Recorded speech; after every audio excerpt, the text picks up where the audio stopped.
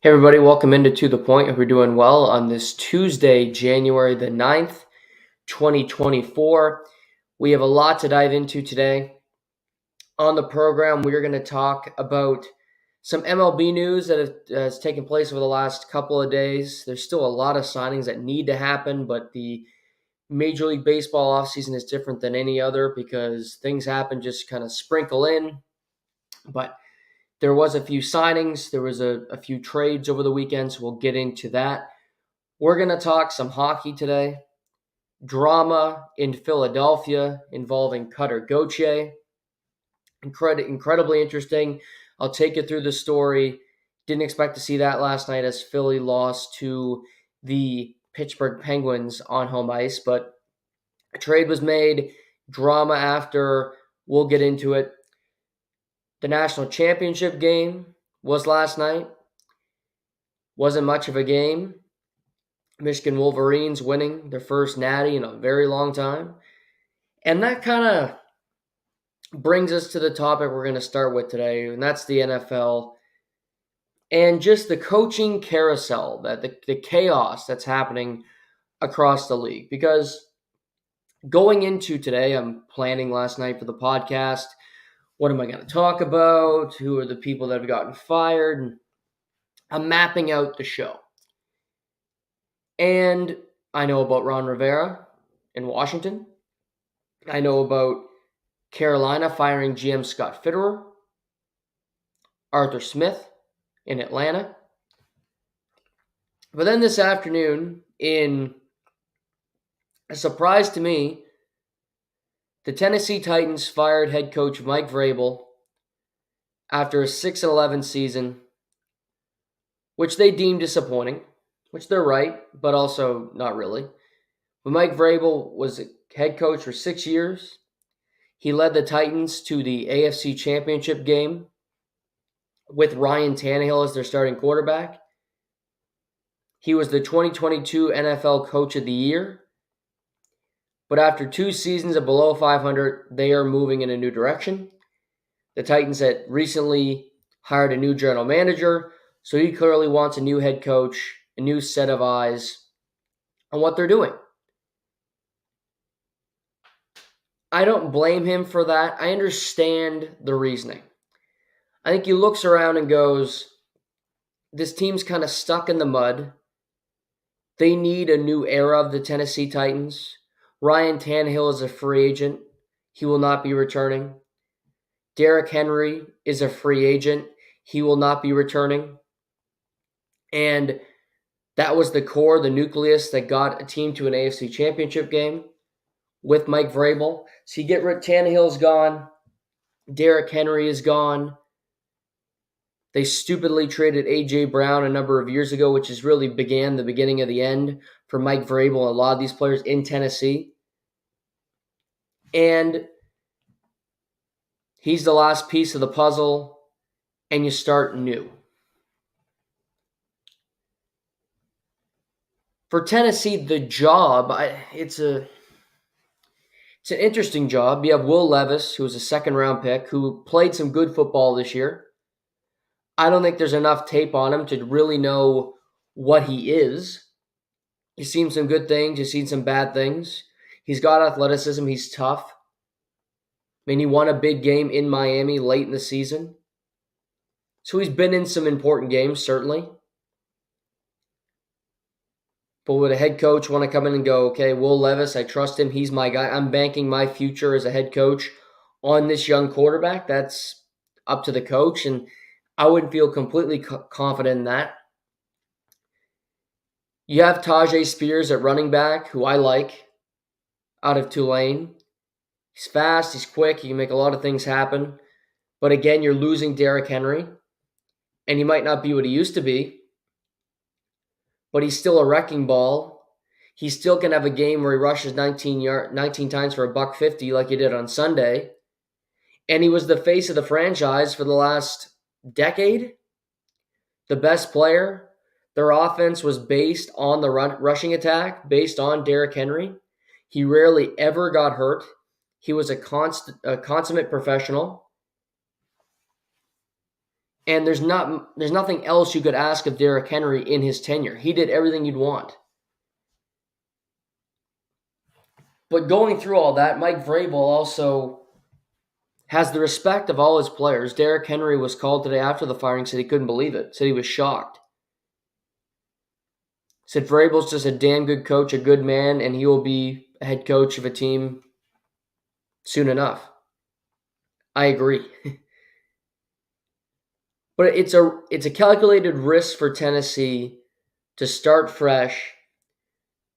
And I think it's just starting fresh, less than expectations this season. Because they did not have a good team. They might be playing in the AFC South, which isn't a tough division. But they didn't have the talent. Their defense isn't what it used to be. And the fact that Vrabel got wins against Jacksonville the last week, beat the Dolphins on a Monday night, beat the Steelers this year, a playoff team. Those are impressive things that he did that. So he's out in Tennessee. So now you got the Washington football team, Carolina, Tennessee, Atlanta, and the Las Vegas Superchargers. 5 teams, 5 openings, and there's still the New England of it all, which could be another team added in. If a team goes out early this weekend, there could be some more firings. We will wait and see. But my big thing is the names. Who can you hire? Because before today's news, I had 5 names for 4 jobs, which I said is interesting. Number 1 was Jim Harbaugh. Jim Harbaugh, obviously, is still employed at Michigan, but he won the national championship game last night. Did something he said he was going to go to Michigan and do, and he did it. He said he can sit at the big boys' table with his dad and with his brother now. He's got that accomplishment, winning a national championship at his alma mater, regardless of the cheating scandal or whatever. I don't think it's going to be overturned. I don't think the cheating scandal was all that dramatic. They won fair and square. They had the best team. They beat Alabama. They beat Washington. They're the only undefeated team in the nation. Kudos. But I think Jim Harbaugh wants to win a Super Bowl, something his brother has and he doesn't. So to me, there's about a 99% chance he's leaving Michigan, unless he gets a crazy amount of money after winning a national championship and he takes them to the cleaners, which he could do, by the way. I think he's going to the NFL. Name number 2, Ben Johnson. He's the current offensive coordinator with the Detroit Lions. Reportedly, he wants up to $15 million base salary. That was reported this year. That's Belichick territory for a guy who's never been a head coach. I find that crazy. Very hard to believe. But maybe he can get it from a stupid owner, and there are some stupid owners that have job availabilities. But Ben Johnson, you have Detroit, who had a winning record last year. He decided not to take jobs. You got Detroit this year winning the division. Goff playing great again. Sam Laporta, Jahmyr Gibbs, just how creative they are. The 3 seed in the NFC. He is well liked around the league. Everybody thinks he's a smart offensive mind, and they'd love to have him in their room. And he's been linked to the Carolina Panthers for some time. Now, whether David Tepper wants to hire a guy that's not been a head coach, doesn't have that experience, doesn't have the cachet, if you will, that remains to be seen. But Ben Johnson was on my list. The next guy, Mike McDonald, who's the current defensive coordinator of the Baltimore Ravens. Baltimore, what a turnaround. On paper, going into the season, the only All pro you really saw was Roquan Smith at linebacker. But the way he dialed up blitzes, simulated pressures, and maximized the talent on his roster. Not as talented as Cleveland, not as talented as the Eagles. But yet they were more effective than the Cowboys' defense. Another tie-in that makes it interesting. Mike Macdonald was on Harbaugh's staff at Michigan. Left Michigan to go coach with John Harbaugh in Baltimore.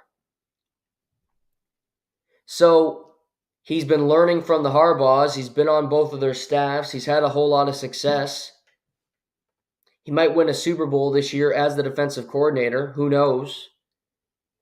You're seeing fewer and fewer DCs get jobs, but if you know what you're doing, you have that nucleus, you have that brain of what it's like to be a head coach, seeing other guys do it, you get a look. I mean, if Matt Patricia can get a job, anybody can. Next name on my list, Raheem Morris, the defensive coordinator with the Los Angeles Rams. He was a head coach before. He's been on McVay's staff for the last number of years. An overachiever if there ever was one. Looking at the talent he had with the Rams, the fact that he got them to the Super Bowl, to the playoffs with this group, how talented they've been winning big games.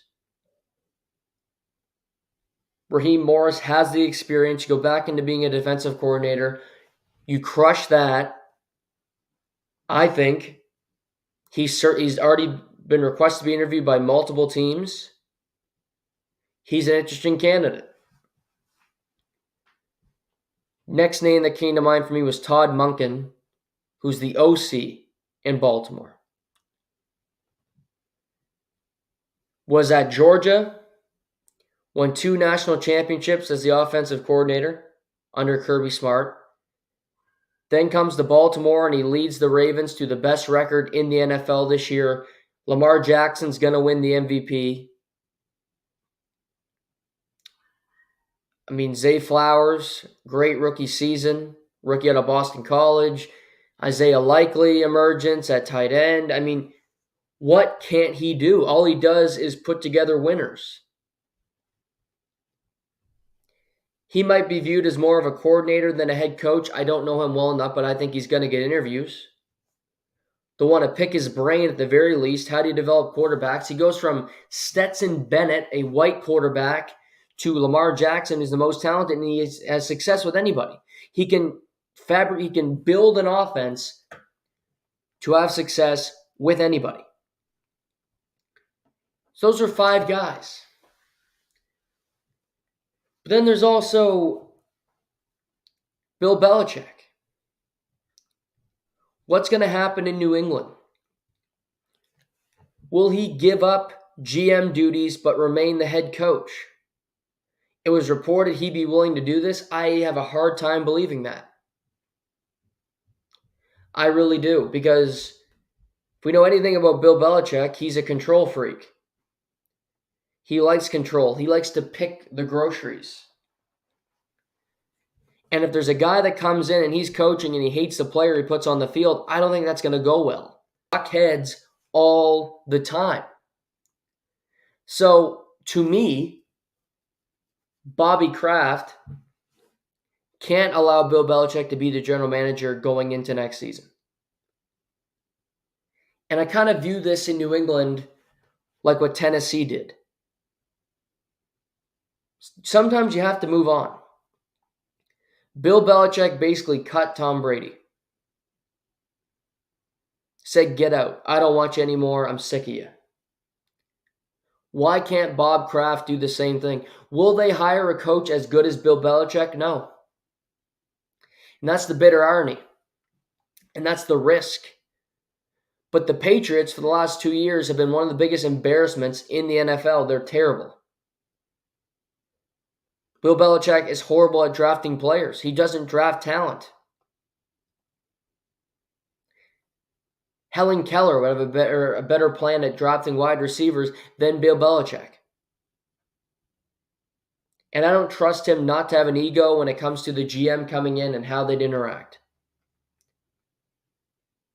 So I think when they finally make their decision, whether it's tonight, I'm sure it'll be after we go off the air because they can't give me a favor.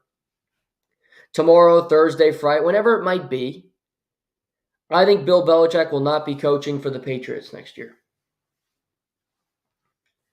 And with that being said, he is on the market. He becomes available.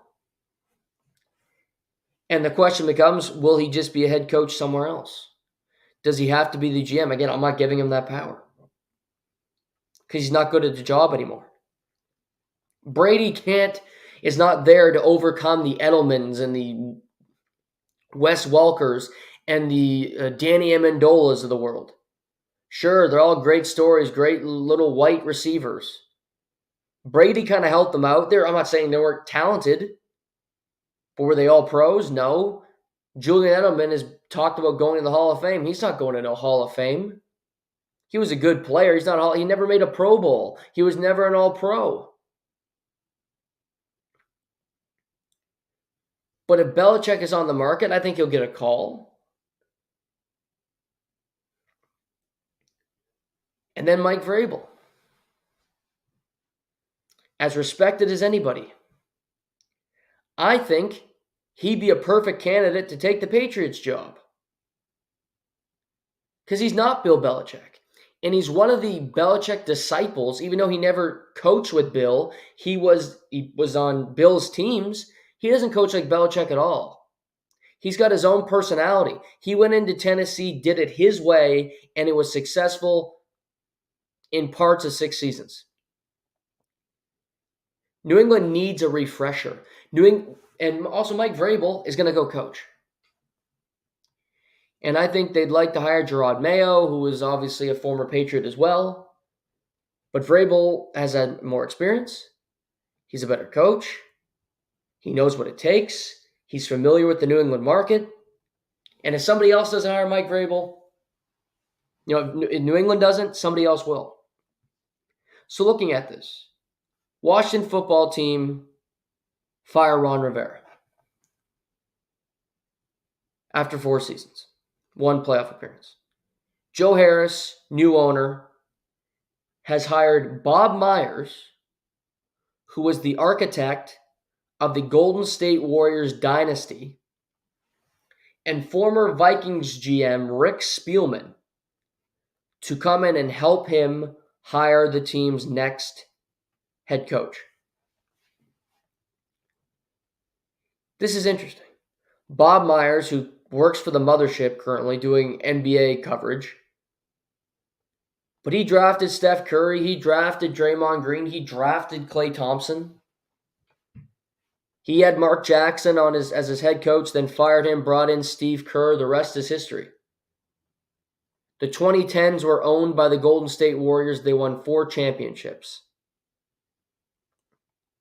Obviously, that was in basketball. This is football. But with Spielman, who had success in Minnesota, I think the thought here is 2 guys who know what it takes to hire smart people. That will say, okay, Bob Myers might not know everything about football, but he knows a smart person. He knows a good head coach. It doesn't change sport to sport what it takes to make a good head coach. What can run a team? Can you lead a group of men?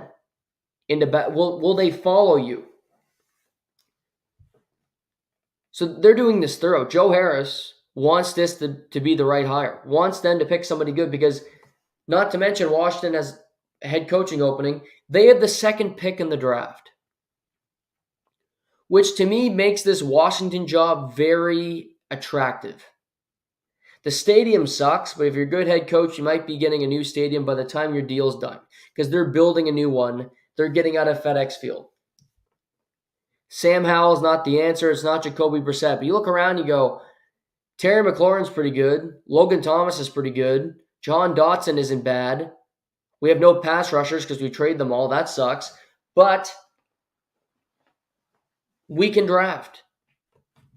We can find people. And we're going to get possibly the best quarterback in this draft, and I'll tell you why. Because the Bears own the first pick. And if the Bears choose to keep Justin Fields, if I'm the Commanders, I'm making that deal with the Bears. And you can get Drake May or you can get Caleb Williams. But at the very least, Commanders are going to get the second best quarterback in this draft because they need one. So if you're a head coach and you've watched a lot of tape in college and you go, I really like Drake May, or I really like Jaden Daniels, or Michael Penix Jr., whoever it might be, you're going to get your pick of the litter and he will be your quarterback day one. Which to me is attractive because if you take a job with a veteran, then it's not as great. But Washington is attractive to me, that job. I would want that over a number of the ones we're going to talk about here. I don't know where Washington's going to go, who they're going to choose. They just had Ron Rivera, who was a defensive-minded coach. So that, to me, that's always a zag when you're zigging. So you go, we're going to hire an offensive-minded guy. First head coach of this new era. Change the team back to Washington football team and hire a coach. I don't see Vrabel in Washington. He'd be a fine hire. I wouldn't say it's a bad decision, but I don't see that being the fit. Carolina really wants Ben Johnson. And I think they're willing to spend big money because David Tepper's willing to. But if Ben Johnson has his choice, Washington or Carolina, I'd rather go to Washington. Because I think the owner's more stable. I don't want to work for David Tepper. Carolina is so devoid of talent. Bryce Young has not shown me anything that he can play at the NFL level. If Ben Johnson's high and Bryce Young, he'll take that job probably. Because you get a quarterback in his second year that you can fix.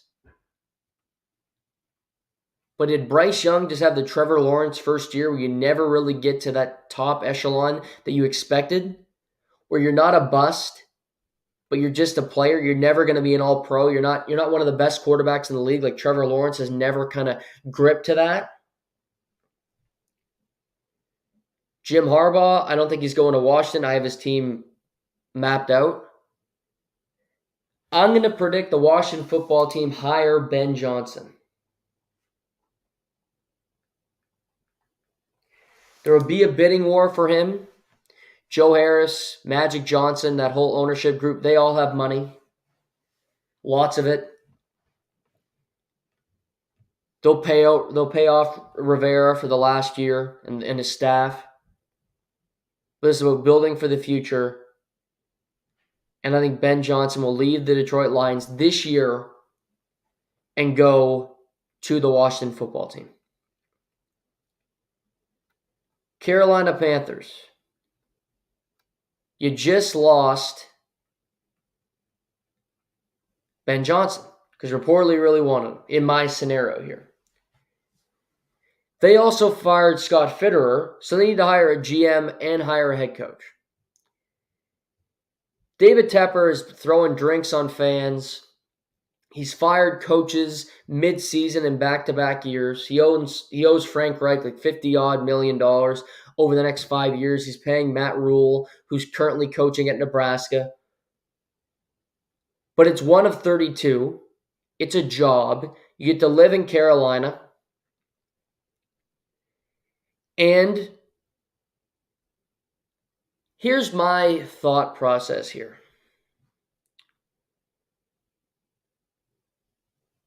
Carolina needs a GM and a coach. Is there a bigger splash hire than Bill Belichick going from New England to Carolina? He still has a year left on his deal, so there might have to be a trade involved for him to leave New England, go to Carolina, but he could occupy both positions. Well, I've already discussed it. I don't think it's a smart idea, but David Tepper majors in stupid ideas. I think he looks around and goes, I hired Frank Reich, wasn't Wasn't a home run. I have Matt Rule before him, who was a college coach who had never coached at the NFL level. I could hire Mike McDonald, but he's never been an NFL head coach. I could hire Dan Quinn, potentially, who's the defensive coordinator of the Dallas Cowboys, who did get the Atlanta Falcons, a division rival, to the Super Bowl way back when. But he choked in that game to the Patriots. He's more of a defensive coordinator, backwards hat up in the booth. That's kind of his role. He might not be the architect, if you will. Raheem Morris, okay, defensive coordinator. I like him, but again, Mike Vrabel, probably likes Mike Vrabel. Smart guy, leader of men. But if you can get the 2-for-1, splash higher, you might have to trade a third-round pick to get Bill Belichick, but I think they'd do it. Bill leaves New England for Carolina to work for David Tepper, and he's the head coach and the general manager. So he gets to keep both positions he had in New England and occupy them in Carolina. Bill will have a number 1 overall pick at quarterback, which he's never had. He can work with Bryce Young. They'll need to hire a really good offensive coordinator, which Bill rarely ever does recently. But he needs to look around, find somebody that's been great, somebody that maybe Schottenheimer from the Cowboys, who's the OC, but Mike McCarthy calls the plays.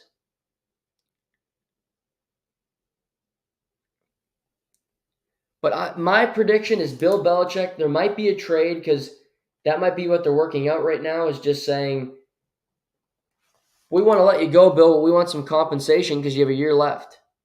Maybe I think they should let him walk or fire him, because just do it. It's the honorable thing to do. The trade scenario, to me, do it the right way, New England. But if you have to, you make a trade. But Bill Belichick, to have both the GM role and head coaching role, which he loves, the control, in Carolina, with an owner who's completely different from Robert Kraft. Robert Kraft is not perfect. Orchids of Asia, all the different shit he's done. Not perfect whatsoever. But has he ever thrown drinks on fans or done any of the crazy shit David Tepper's done in his first couple of years? No.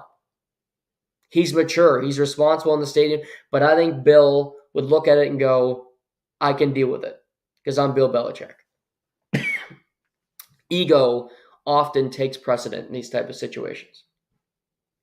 So I have Bill leaving the Patriots, which creates an opening, and he goes to Carolina. Tennessee. I have no bloody clue in Tennessee. So you got Ben Johnson off the board for me and Bill Belichick. Tennessee just had Mike Vrabel. Leader of men, great coach, right? That screams to me Dan Quinn, but Dan Quinn and Mike Vrabel, to me, are very close. Both defensive guys, both have that aura about them. Tennessee has Will Levis, who they're going to bank on. Second-round pick. You're going to hope that he can continue to develop, become an even better quarterback. Todd Monken would be nice because Todd Monken would leave Baltimore, go to Tennessee, become the head coach, and help Will Levis jumpstart his NFL career. Help him become an even better player. Be better game after game after game. Be more than a game manager. Win some big games. Compete in a division that you should be able to compete in. With rookie quarterbacks and Anthony Richardson, be a sophomore, but sophomore quarterback in CJ Stroud. And, of course, who the hell knows what's happening with the rest of it. All I know with Trevor Lawrence in Jacksonville. But there's options there. To me, I would hire an offensive coach. You can hire a good offensive coordinator. That's not out of the realm of possibility. But I look at Todd Monken, possibly Eric Bieniemy, who has never gotten a shot at being a head coach. He's still currently employed by Washington, but I might have him going somewhere else, so it can't be him. Todd Monken. I just don't see any big names available for Tennessee. It's not a horrible job. I don't think it's a great job either. We saw Shane Steichen get one of these jobs. Like, he took the Indy job after getting the Super Bowl with the Eagles. Jonathan Gannon got the job in Arizona after being the defensive coordinator, getting the Super Bowl for the Eagles. So it might be just a team that gets very far. And I look at the Ravens as that team in the AFC. Joe Brady's been a great offensive coordinator in Buffalo since taking over for Ken Dorsey, but I don't think he has enough on tape to justify giving him a head coaching position. So seeing Baltimore as the team that would have the best odds at getting to the Super Bowl in the AFC right now, I'm going to pick Todd Monken to go to Tennessee. Coached a long time in the SEC. He'll go back that way. He'll go back south. Tennessee Titans. Atlanta Falcons. Arthur Smith fired. Obviously.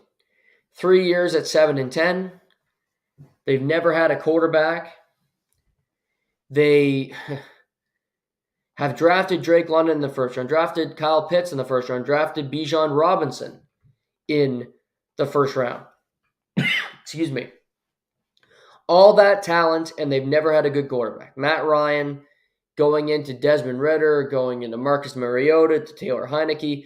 They're still searching for somebody to play quarterback consistently. At the end of the day, I think the Bears are going to keep the number 1 pick, and Justin Fields will become expendable, which means that the Falcons, who have the 8th pick, should trade for Justin Fields. Whether they have to give up a first or not, I don't know. Maybe a second rounder for Justin Fields. But you trade for Justin Fields, all that talent, Bijan Robinson, and you hire Eric Bieniemy. Bieniemy deserves a chance. He was dealt a shitty card in Washington, where Rivera was dead man walking before the season started, and Sam Howell started off great, but his play deteriorated as the year went on. He's worked with Mahomes. He's worked with other quarterbacks, with Chad Henne, to do good things. To me, he can be a head coach. He's going to push his players. He's demanding, yes. But he gets the best out of them. He's been on winners before. He knows what it's like. I look at Atlanta. I think Eric Bieniemy is a perfect fit. You bring in Justin Fields, who will be motivated. Eric Bieniemy has a chip on his shoulder. You're in a division that is super winnable. Tampa's won it 3 years in a row somehow. The Saints are what they are. Okay, great. But now you hate them even more because of what they did to you last weekend, Jameis Winston calling an audible on the last play. And the Panthers are a joke, as we've discussed. Eric E.B. going to Atlanta, coaching Justin Fields. They keep a similar group. They could be a playoff team next year because they could have been a playoff team this year if they had competent coaching and a decent quarterback, but they lacked both. Eric Bieniemy to the Atlanta Falcons. And I just remembered there's Vegas as well. Forgot about Vegas. Chargers. Chargers and Raiders are linked to me. Because if the Chargers land a certain head coach, then the Raiders are going to keep the coach they have now. That's how I see this. The way it works in the NFL, you can't just keep a coach if he's an interim guy. You have to interview different people. You have to interview minority coaches to keep the Rooney Rule going. You can't just keep your interim coach, say he's going to be your guy. You need to, even if you don't plan on hiring anybody, you need to interview people. Well, Vegas loves Antonio Pierce. Players love him. Devontae Adams said he should be back as the head coach. Max Crosby said the same thing. And I'm sure they're really thrilled with him because he got the team playing hard down the stretch, and they were 8-9 on the season in a season that was doomed for failure. I didn't think they'd get to 8 wins. But the thing is, when there's a shiny object that you see out there, it becomes intoxicating. And that's Jim Harbaugh. I think Jim Harbaugh is going to the Chargers or he's going to the Las Vegas Raiders, one of the two teams. And the reason I say he's going to go to the San Diego Superchargers, which is what they still should be, not stupid LA, even though it's a beautiful stadium. I predict Jim Harbaugh is going to the Chargers, just like why I predicted Sean Payton was going to go to the Chargers last offseason, because they have Justin Herbert. They have the better quarterback. Justin Herbert's a franchise quarterback. He's got all you'd want. Chargers need a new GM. I think Harbaugh, this will not be announced. I think he'll have a lot to do with signings, with the draft. They will give him some control in that Vegas won't be able to right now. You get Justin Herbert. You get a say on personnel. You get a say in the draft. They have the 5th pick in the draft. Keenan Allen, free agent. Austin Eckler, free agent, sure. But do you trade up and find a way to get Marvin Harrison Jr., who Harbaugh's coached against the last number of years? Do you pick Romeo Dunze, the wide receiver at Washington, who, despite his game last night, is a stud? He's awesome. He could be a good selection. Do you select a tackle like Alt at Notre Dame, who can just physically beat anybody? Malik Neighbors, wide receiver at LSU. It's a heavy wide receiver draft. You could take Brock Bowers, the tight end out of Georgia. There's a lot of different options for the Chargers. With all that, having more power, having this franchise quarterback from the jump, being in LA, stable ownership, that's the play. Because the Raiders, sure, I like Mark Davis, a.k.a. Lloyd Christmas, with his haircut and the P.F. Changs and all they got going on there. But Jimmy G, still under contract. You're going to have to cut him less money to deal with, which isn't great. They pick, you got to go down. They don't pick that high in the draft. They pick 13th, the Raiders, and they need a quarterback. So that means you're going to probably have to trade up to get one, unless you sign a veteran like a Kirk Cousins, which he's coming off a blown out Achilles. Not ideal. Sign Baker Mayfield, a veteran maybe, but they've done that enough in Vegas and it doesn't work. So to me, Harbaugh will be the Chargers head coach next year. Sean Payton should have waited and got this job. Well, really, the Chargers should have fired Brandon Staley last offseason because he was a dummy then. He's a dummy now. But Harbaugh, you win the national championship. You leave Michigan for the Chargers, work with Justin Herbert, fix the other side of the ball, their defense, have control over the draft, and start building a contender. Start competing with the Kansas City Chiefs of the world. It's a no-brainer for me. And it's just a better situation than Vegas because of what I just laid out. So I have Harbaugh going to the Chargers. If you're just joining, I had Bill Belichick leaving the Patriots, joining the Carolina Panthers. So that job is now open. Patriots, to me, will hire Mike Vrabel. Played there, won Super Bowls there, great head coach, respected by everybody around the league. Bob Kraft knows him well. He's the perfect guy to replace Belichick because he's the opposite version. He won't be afraid of the moment because he's just going to go in and be himself and do what he has to do to be a success in New England. Keep Gerard Mayo on the staff. He can be the head coach down the line, but Mike Vrabel available. Come in, coach the team. Patriots have the 3rd pick in the draft. Mac Jones, see you later. Bailey Zappi, see you later. They need a lot of help. They needed some skill position players. They need to spend money. T. Higgins, wide receiver, Cincinnati, free agent this summer. He's a guy to look at as something that can come in and play for the Patriots. Sign him for a decent-sized check. Get a quarterback, a couple wide receivers. There'll be wide receivers in the 2nd, 3rd round that you can get that are going to be good in the NFL because it happens every year. Look at Puka Nacua, a 5th rounder for the Rams. So Mike Vrabel to the Patriots. And that leaves Vegas. And after they miss out on Jim Harbaugh, they can't get Belichick.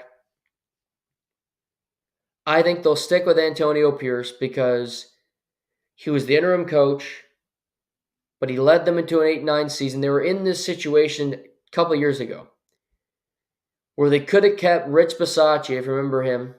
They fired Gruden midseason. They were going through hell because they had a player who was sent to jail because he got in an accident driving his car, killed a woman and her dog. He goes to jail, Henry Ruggs Jr. III. Gruden's fired because of the leaked emails.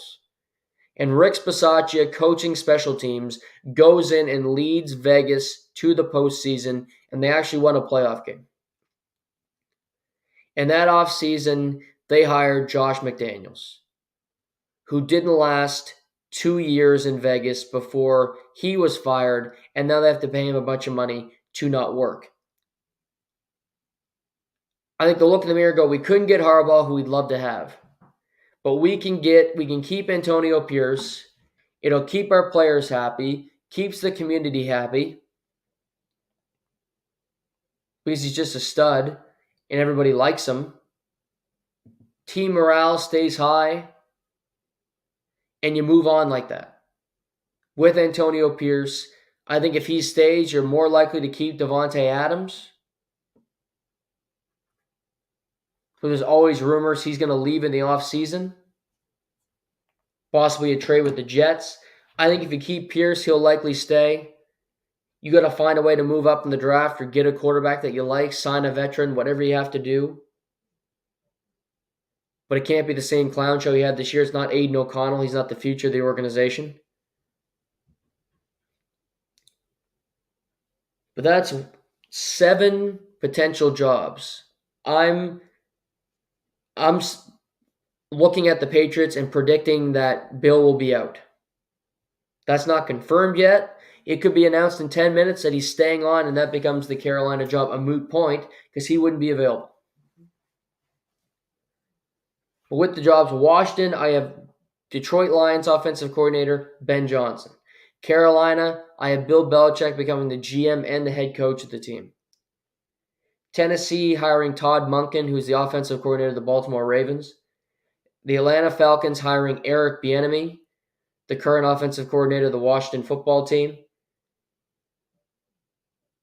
The Superchargers hiring Jim Harbaugh out of Michigan. Patriots bringing back Mike Vrabel, this time in a coaching capacity, and Vegas retaining Antonio Pierce. But with all that being said, there's still games this weekend. There's still rumors about Mike Tomlin being on a hot seat in Pittsburgh. That hasn't exactly been squashed yet, which I don't understand. To think about what Mike Tomlin accomplished this year. The Browns too, but I'm just thinking about the Steelers right now. You played 3 quarterbacks, all that drama, you fired an offensive coordinator mid-season. And yet you still made the playoffs in a division where every team finished above 500 for the first time since 1935. 1935, that's almost 100 years ago, was the last time all 4 teams finished above 500 in this in the same division.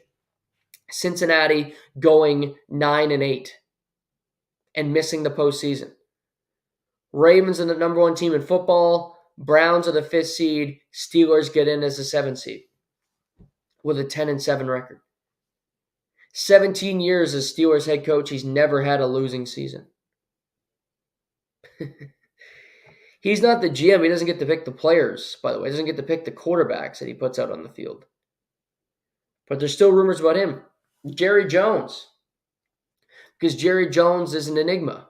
He goes on a Dallas radio station, goes, we're just going to evaluate Mike McCarthy game by game. Meaning if somehow the Green Bay Packers pull off an upset this weekend, maybe Mike McCarthy's out as head coach. Maybe Dallas would be on Bill Belichick. Because I think Jerry would love to make that splash higher. But he didn't give the old vote of confidence to him. I'm trying to think if anything else is in the mix, anything else could possibly happen. Philadelphia with Nick Sirianni. Who the hell knows? I don't think they'd fire him, but it's Philly. Seen crazier things. Cleveland, no. Houston, no, for sure head coach. Kansas City, they're not firing Big Red. Miami, no. Mike McDaniel, they love him down there. Buffalo. If they were to lose to the Steelers at home, even if they lost that game, I don't think they'd fire Sean McDermott. Because him and Brandon Beane, the GM, got extensions together. They have a great relationship. They'd move it in next season. Certainly. But there still could be more openings. But those are 7 that I think could be open, later in the week. And interviews are happening. There won't be hirings right away. But it'll be in the news cycle. I want to talk about it. It's interesting. I love this time of year. Who you hiring? Who's going to be a dud of a coach? Who's a winner? DeMeco Ryans, first-year head coach, gets to the playoffs in Houston. Shane Steichen was a game away from winning the division title as a rookie coach in Indy. Jonathan Gannon, I thought, had a really good first year with the Cardinals, all things considered. A much more competitive team than I ever anticipated. Frank Reich obviously didn't work out because he got fired in his first year. So that took a bit of a hit on the chin. A lot of these rookie coaches had some good success. Found a way to push through. For a lot of these jobs, Washington, 2nd pick in the draft. Carolina should have the number 1 pick in the draft, but it goes to the Bears. Patriots, possible open job. They have the 3rd pick in the draft. Chargers, opening, 5th pick. Titans, open job, 7th pick in the draft. Falcons, open job, 8th pick in the draft. So all possibilities for these new teams and high draft picks. Not to mention the Giants, they didn't fire Brian Daboll, their head coach, but they fired special teams coach, offensive line coach, linebackers coach, and Wink Martindale, their defensive coordinator, resigned yesterday as DC because they fired basically all of his staff on defense. He left with them. So the Giants are going to be scrambling for new coaches all over their staff to work with Brian Daboll, and they have the 6th pick in the draft. So they're in the mix as well. So lots happening.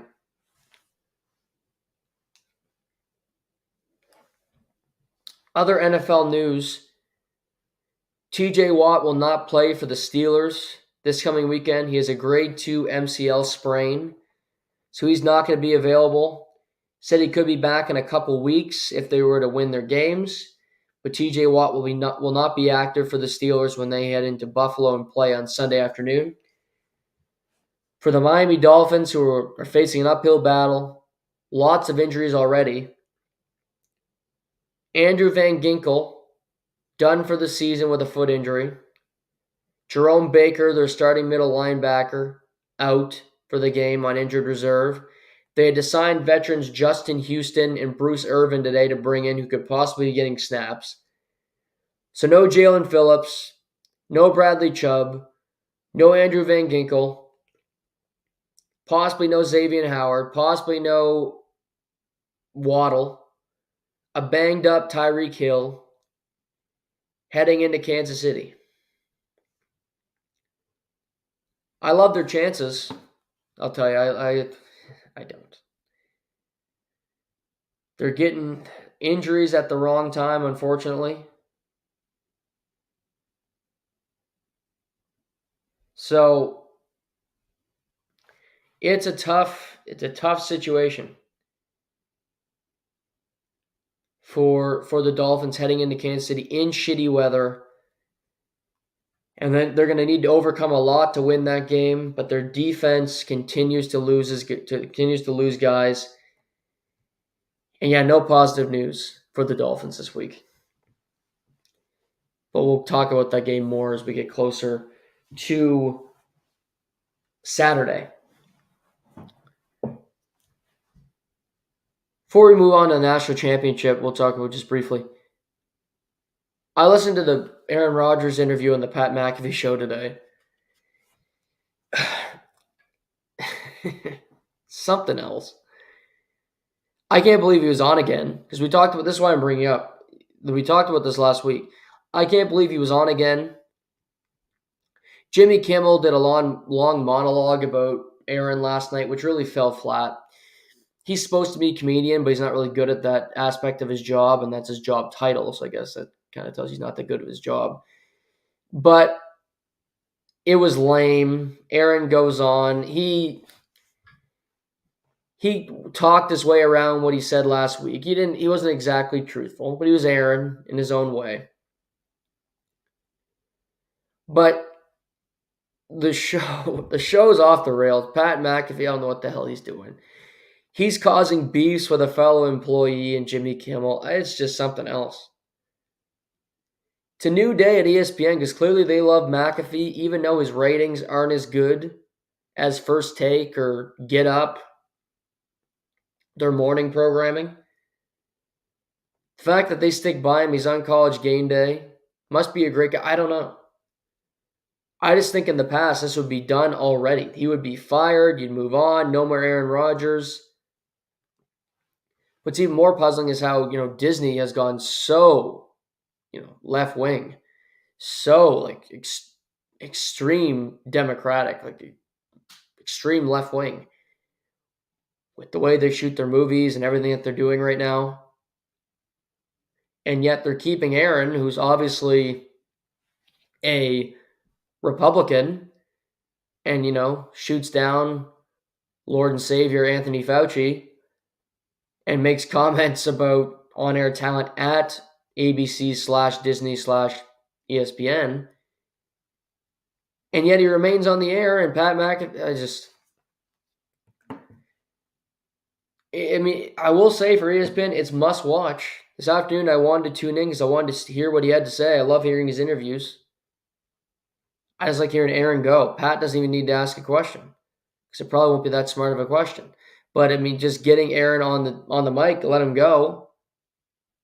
It's gonna be crazy. It'll be chaotic.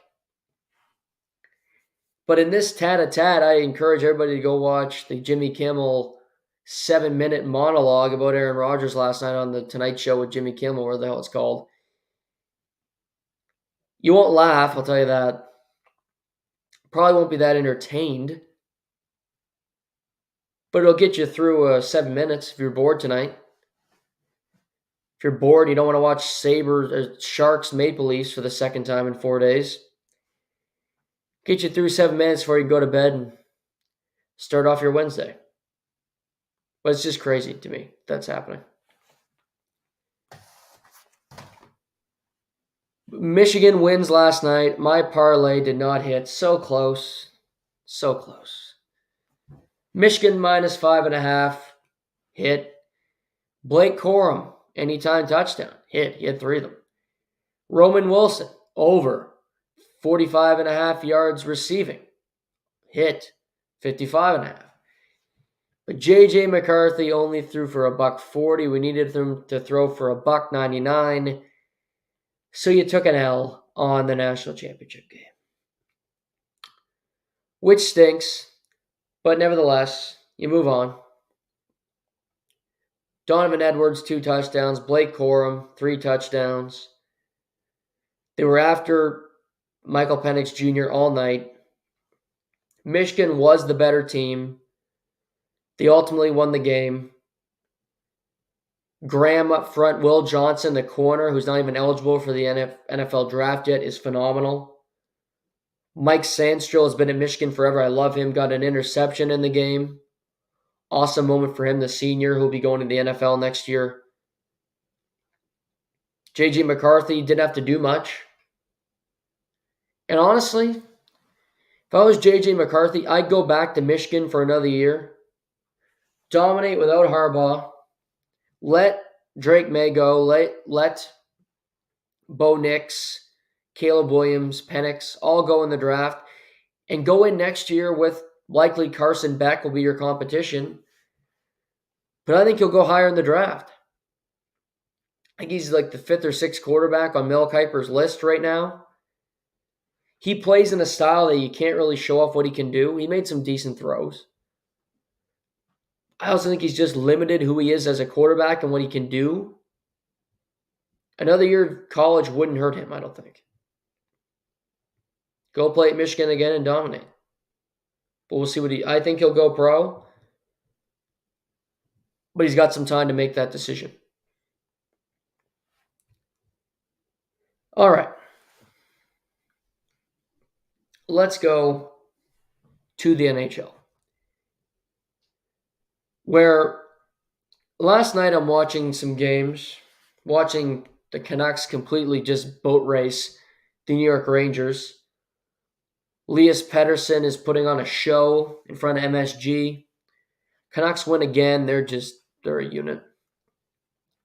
But through all that, I get an alert on my phone, and I see that the Philadelphia Flyers traded Cutter Gauthier, a first-round pick, playing at BC, to the Anaheim Ducks for former first overall pick, so former first-rounder Jamie Drysdale, and a 2025 second-rounder. Cutter Gauthier had 12 points in 7 games at the World Junior Hockey Championships, just won a gold medal.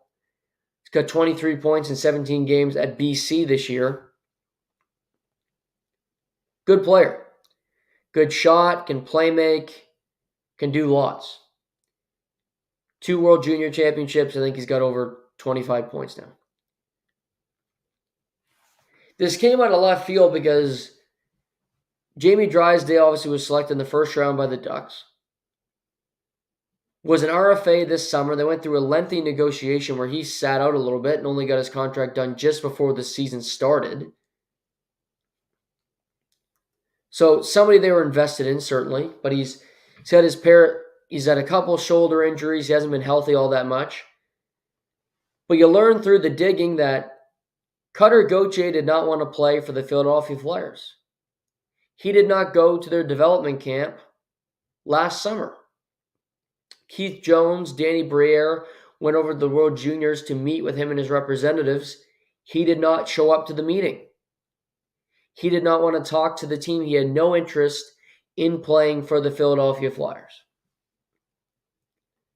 So after several months of incommunicado, the Flyers said, screw you, and they traded Cutter to the Ducks, where he could potentially be paired with his countrymate Trevor Zegras in the years to come.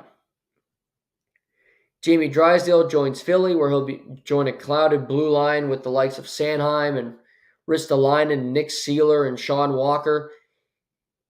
And there will be some defensemen available from the Flyers coming up, so keep an eye on that, Leafs fans. No game changers, but it could help you. But the interesting here is Cutter Gauthier did not want to play for the Flyers. Hardly met anybody and just said, no thanks. Which sounds a lot like Eric Lindros, but that was at the draft, and he wouldn't play for the Nordiques. But it's a similar situation. Cutter Gauthier was originally born in Sweden because his father, Sean, played pro hockey, was a goaltender, played for the Moncton Hawks way back when, played an NHL game for the San Jose Sharks in 98-99. He's played everywhere. Played in Sweden, played for the Reading Royals, parts of 3 seasons with the Moncton Hawks in the American Hockey League. So he's been everywhere, man. But Cutter didn't want Philly. Here's my thing on this.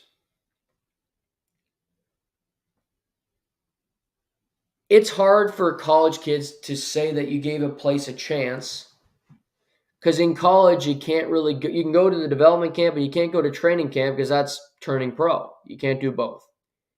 Unlike the CHL, where you can go back to junior if you go to an NHL camp. Cutter wasn't showing up, wasn't communicating, didn't want to play. If the reports are true, I think he could have handled this more professionally. Said to the team, I think there's better opportunities elsewhere. Reportedly, he didn't love the coaching and having a young GM. John Tortorella is not everybody's cup of tea. He can be intimidating to younger players. He plays a restrictive style, you might think. So Cutter Gauthier might think, I don't want to be there when he's the head coach. Keith Jones, first-year president. Danny Briere, first-year full-time GM. Okay. So I think you could have handled it more professionally. However, I have no problem with him doing this because I think every player should have the right to dictate their career. You only have one career, and because a team drafts you, you automatically have to play for that team. I think that's stupid. I think that's archaic. Often you hear way back when from our parents, grandparents, we just did what we were told. And that's a great thing. It's obviously, it's you should listen to wise people. I'm not rooting against it. I listen to my parents often. Even when I don't want to agree with them, I agree with them because I realize what they're telling me has value to my life and will benefit me, even if it's a pain in the ass in the moment. But if in a circumstance, and you look at it and go, pardon me, still not over this flu. If you look at it and go, I might hit a roadblock here, or might have a better opportunity here,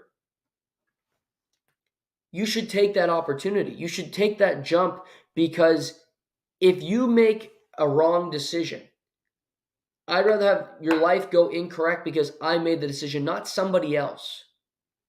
And I think for these players, you get drafted, you're in college, I got to go play for Philly. What if it's a shitty position? What if I don't want to live in Philly? What if I don't like the coach? What if I don't like this, don't like that? Oh, I have to go because they drafted me. Well, no. Adam Fox proved, originally in Carolina, then going to Calgary, saying screw you to both teams. I can go wherever the hell I want. And he went to the New York Rangers and he won a Norris Trophy. Eric Lindros is one of the most dominant players in league history. He did not want to go play for the Quebec Nordiques. Cutter Gauthier has not played a game. And I'm sure people in Philly are offended and they're going to boo his tail off when he plays his first game in Philadelphia. No problem. Do it. It's your right. You buy a ticket, you can boo anybody. You can do whatever the hell you want. But I don't have a problem with this. I don't have a problem with the Philly management being sour. Because you draft him in the first round and you get Drysdale, kind of a first-round talent that hasn't exactly been a first-round talent, and a 2025 second rounder, whatever. But you didn't maximize the asset. You did the best that you could while the league knew that Cutter Gauthier did not want to be a Philadelphia Flyer. But in this case, I understand both parties, and I don't think Cutter Gauthier, the kid, 19, necessarily made a poor decision because he made the decision he wanted to make. He didn't want to go to Philly for whatever reason. And he said, I'll take my chances in Anaheim. I'll see what happens. And I can appreciate that. Because again, you don't want people dictating your life. You want to make decisions on your own. I want that job. I'm going to apply for it, see if I can get it. But if you get a job and it's not the right spot, but you can get another job at the same company that you're going to think you're going to be better at, and you can make that pivot, why wouldn't you? I think Gauthier's looking around the NHL saying, Philly just isn't the right spot for me. There's also rumors that Kevin Hayes, who's a former Flyer, advised that Gauthier doesn't go. Those are proven. Those are stupid rumors. So they were debunked, and he was pissed off on Twitter today, which I don't blame him. But Philly are a passionate bunch. They take everything very personally. They will not like this. You don't have to be a superstar to do this. Worked out for John Elway. Worked out for Eli Manning. Worked out for Adam Fox. Worked out for the Big E. What if you just hate Philly? You don't want to go there. I don't want to live in Philly. I'd rather live in Anaheim, or I'd rather go somewhere else. Okay. Again, it's your life. You only have one of them. You only have one career, and if you think somewhere else will not screw it up more than the team you're at will actually screw it up, then change. Pivot. Pardon me. God. Stupid cough will not go away. But Cutter Gauthier, you're going to be booed. You're not going to be liked in Philly. But did he make a mistake here? Not necessarily. He did what he felt was best for his career. He should have done it more professionally. But I can't say I disagree with his decision because we don't know how it's going to go yet. If the only argument is, well, you got to stay with the team that drafts you, I will never be on that argument. I never will side with that argument because I think it's stupid. They got lottery balls and they decide to pick you. Oh, it's such an honor that they picked you. The next team would have picked you anyway. So it's luck of the draw. Your career, if you can have control of more of your life, take it. Take it. For like 3 years, we didn't have control of our lives. I didn't really like that. I don't know about all of you. We gave it to Trudeau. Ugh. Talked about the Canucks earlier. Don't know if you found this last night on NHL Stats and Info.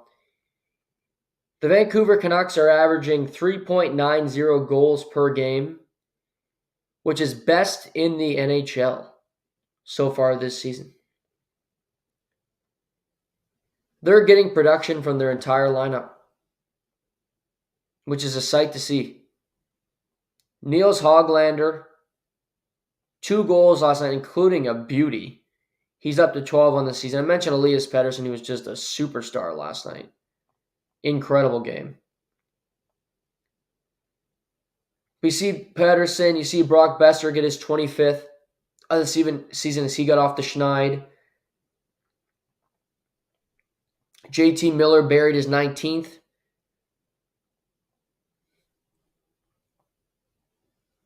But the Canucks, they're just getting balanced. JT Miller, Pettersson, Quinn Hughes, all at 50 points. Besser with 44. Philip Hronek has 30 assists on the season. He's been phenomenal. Mikheyev's played a hell of a lot better. Dakota Joshua's awesome. Love him. Connor Garland's played better. Höglander, 12 goals in 38 games. So they're getting balanced scoring. They're getting decent goaltending. I still think they could use some help on the back end if they want to make a true run at the Stanley Cup, but they are averaging the most goals per game, so they are overcoming some, shady goaltending over the last little while from Thatcher Demko. But credit to them. Canucks are in Long Island tonight on a back-to-back. You got Islanders coming back from a long road trip out west, coming off a loss to Vegas. Casey DeSmith against Ilya Sorokin tonight between the pipes. Marc-Andre Fleury had the chance. We talked yesterday about tying a record last night, but Dallas went into Minnesota, got the win. They scored 2 shorthanded goals. Fleury let in 4 goals on 20 shots. What is his best night? Matt Murray, not the least Matt Murray, another Matt Murray, undrafted free agent. Started a game, first time this year, started a game, gets a shutout. It started 4 games in his career. He gets sent back down to the AHL today. Sounds like Jake Ottinger might be ready to return. Could start as early as Wednesday as they play Minnesota on a back-to-back. But Fleury steps in, gets a shutout on home ice. Great moment for him. But Marc-Andre Fleury is still looking for that record win for him at Dallas. I don't know if they're going to give him the start. I think they'll want him to be on home ice. And their next home game is Friday against Philadelphia. So maybe they will wait for that one. You had the Avs beat the Bruins last night in the Gimmick, which is a really entertaining game. And as I mentioned, Penguins beat the Flyers tonight. Sharks Maple Leafs, I'm sure, will be riveting television. Sharks have lost 11 in a row. Maple Leafs are playing great hockey. Bill Nylander's first game since coming off the big extension. I'm sure the crowd will be buzzing. But Martin Jones, 7-3. He's been great. This should be an easy victory for the Maple Leafs tonight. Go in, take care of business, and beat the Sharks 5-6-1. Maybe give up 2 goals tonight. We'll see. Los Angeles Kings at the Tampa Bay Lightning. 2 struggling teams. Kings have lost 4 in a row. Lightning have lost 4 of the last 6. Something's got to give there. Let's see. Ducks, Predators tonight. Blue Jackets in Winnipeg as the Jets are just on a tear right now as they welcome in a bad team. Panthers at St. Louis. Oilers, Blackhawks, which I feel bad for Chicago going into this game. Edmonton's won 7 in a row. And if the Oilers win tonight, it'll be the first time since the mid-'80s that a team has won 8 straight games twice in the same season, which is pretty incredible. But Blackhawks, no Nick Foligno, no Korchinski, no Connor Bedard, no Taylor Hall. They got a mass unit of players that they got to throw in the lineup tonight, something else. But the Oilers are red hot. Zach Hyman, 25 goals already on the season. He's on pace for 52 for the year. McDavid, they're just playing great hockey, so poor Blackhawks tonight, unless Mrazek can come up with a hell performance. Senators at the Calgary Flames. Flames lost twice over the weekend in Washington, in Chicago. Dylan Dubé is a healthy scratch for the Flames tonight with a little interesting wrinkle there.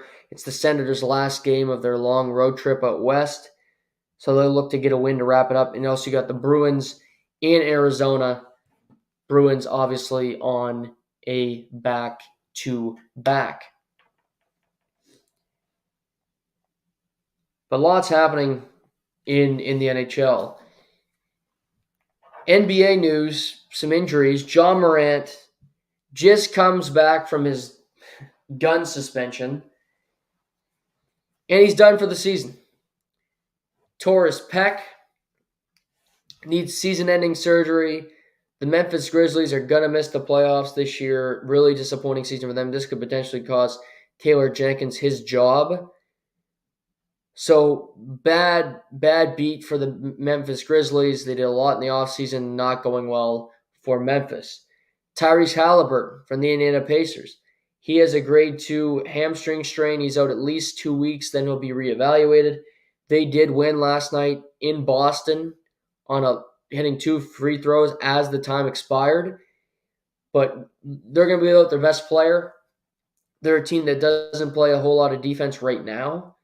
They're going to need a lot of things to go right to remain in the mix. But as of now, they're tied for 4th in the Eastern Conference with the Miami Heat, who won again last night, who are playing good basketball, and the Orlando Magic, and the Cavs, and the Knicks.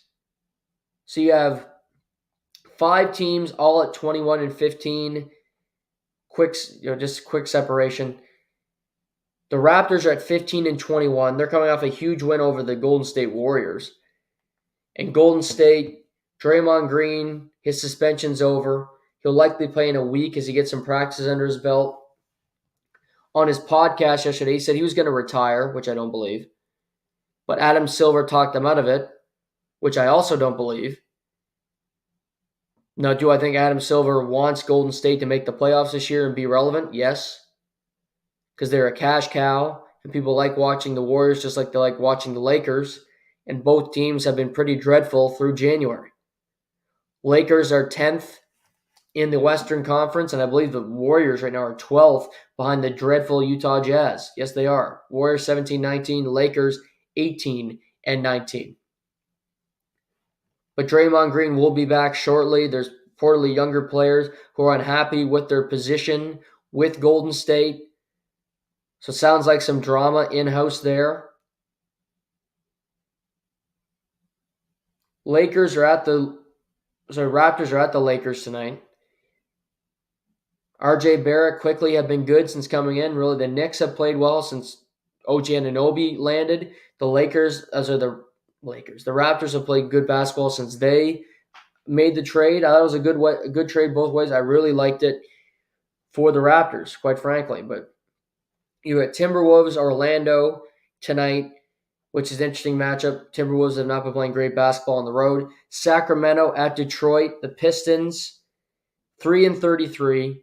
Truly dreadful, but the Kings are coming off one of their worst losses in recent memory. They lost by 40 points on Sunday to the Charlotte Hornets, who suck. So we did a little parlay last night. Let's do one tonight. First bet on this parlay, I like the Detroit Pistons plus 11.5. Yes, the Pistons have won 3 games. They don't need to win the game tonight. I think they'll keep it close. However, Sacramento does not play good defense. Again, they're coming off that bad loss. Pistons keep this close, plus 11.5. Maybe they win the game, but at the very least, they cover that number. Knicks are a 13.5 point favorite tonight against Portland. I don't trust them. Minnesota, Orlando is interesting. Let's go to hockey. Maple Leafs are a big minus 450 favorite tonight against the Sharks. What I'm going to do instead is I'm going to say Austin Matthews anytime goal scorer tonight. That's a hit. You got him scoring a goal. And I'm also going to say Bill Nylander anytime goal scorer tonight because I think they're going to score a lot. And I think Nylander will get one tonight after the new contract. So 2 Maple Leafs scores a goal in the 4th leg of the parlay. 4th leg of the parlay. Panthers are a road favorite against the Blues. I don't like that. I don't like that at all that they are. Calgary Flames are a slight home favorite against the Senators. Call me crazy. I'm picking the Senators tonight. Senators plus the points. Yes, they're on the road, but they've had a few days off. Calgary played Sunday afternoon in Chicago. You have to fly back. Ottawa's been sitting in Calgary for a number of days. They can't wait to get home. Korpisalo gives them a start tonight. So, I like the Senators plus money. I like Pistons plus 11.5. And I like Austin Matthews and Bill Nylander anytime goal scorers tonight for the Toronto Maple Leafs. So that was a lot of stuff. Only an hour and 20 minutes, but there was a lot that we covered. So also, Rafael Nadal, I hated to hear this. He's out of the Australian Open because of a torn muscle. His first tournament back, he gets injured. It's nearing the end for him, in particular as these injuries continue to pile up on him. One of the best players of all time, but he will not be in Australia. But the Australian Open starts on Sunday night. I love the Australian Open. I hate that it's played. I do actually. One part I love about it is you wake up as early as I do and you get on the treadmill, Australian Open's on. So you can watch tennis while you're getting your cardio in. So that I am thankful for. So thank you, Australia. But that'll kick off in Melbourne next week. Coco Gauff won her warm-up tournament. Alina Rybakina, who's been a finalist at the Australian Open, won her warm-up tournament last week. So the heavy hitters will be down under looking to win the first major of the season. No show tomorrow. We're back Thursday. If we hear anything on the NFL front, we will react to it. We'll talk about some NHL storylines and all the other interesting things happening in the world of sports. So until then, take care. This is To The Point.